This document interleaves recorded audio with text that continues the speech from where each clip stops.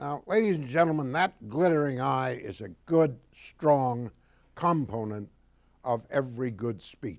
The speaker keeps his eyes on the listeners, and the listeners see that the eyes are communicating.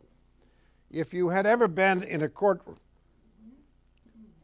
for a living, you would know that the primary means of communication upon which the system relies when practiced at its highest level is not the larynx or the formulation of words. It is the eyes. A human being will tell you that he or she is in trouble through their eyes before you will ever hear it or get any other indication. And that is the time when an alert and skilled cross-examiner will pounce, because it's there. Go after it, even though you saw nothing more than a glance down at the floor or some other signal that there was trouble. So without being redundant, let me just say to you that unless you intend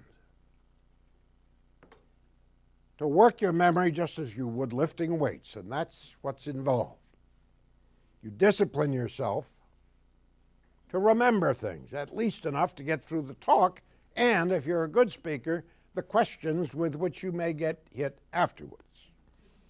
If you don't have to answer questions, you could have the talk written out, and as I said, have your secretary deliver it. What about the length of time that one spends on each component of the overall message to be delivered? That is a dynamic. You cannot schedule that out front. If you keep your eye on the audience, they will tell you when, number one, they don't get it. Number two, they get it, but you've said it enough, move on. Or they're a little bit puzzled. Could you phrase it another way? Now, if one is to transcribe what is being recorded as I talk, and then look at it on paper, you'd say, well, that's not very good English. It is not, because it is being controlled, modulated, and shaped by exactly what you were doing that I'm watching. And that is true of every effective speech. Other problems that I see speakers having are the failure to enunciate. If you have the time, go see a movie which I believe was included in the nominations for Academy Award called True Grit. It's a remake of an old John Wayne movie, and without getting into the plot, let me simply say that I was staggered by the fact that every one of these actors, Matt Damon, Jeff Bridges, and the others, even though speaking in the rough-hewn lingo of the Old West, articulated their words so carefully, you didn't miss a one. This is a fading, in some cases, a lost art. The other night, I was watching Jeopardy. That's where I find out everything I now know that you don't. And it was Teenage Week. And these are some pretty sharp kids that knew a lot, that came to participate.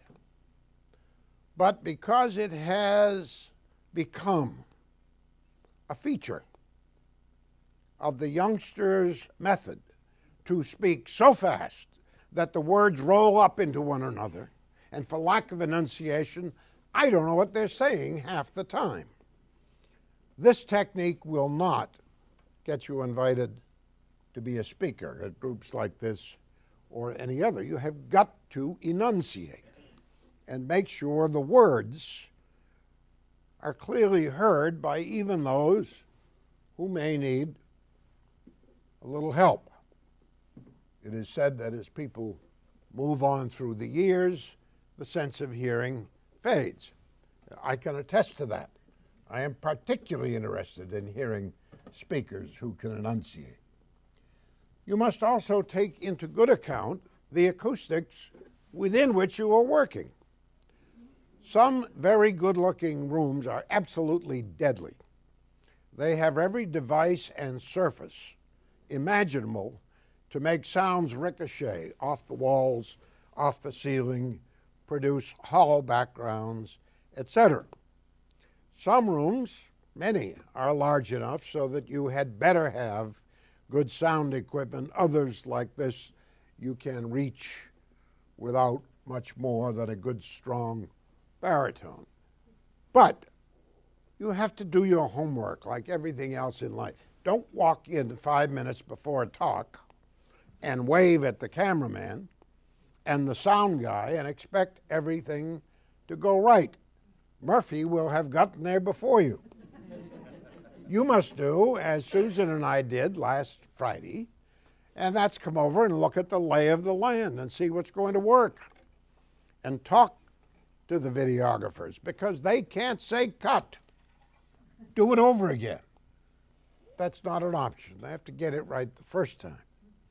If you make those kinds of arrangements, it's unlikely that any of your audience members will have to suffer through that colossal annoyance of not being able to hear what is being said, even though it sounds as if it would be pretty interesting if you could hear and comprehend it.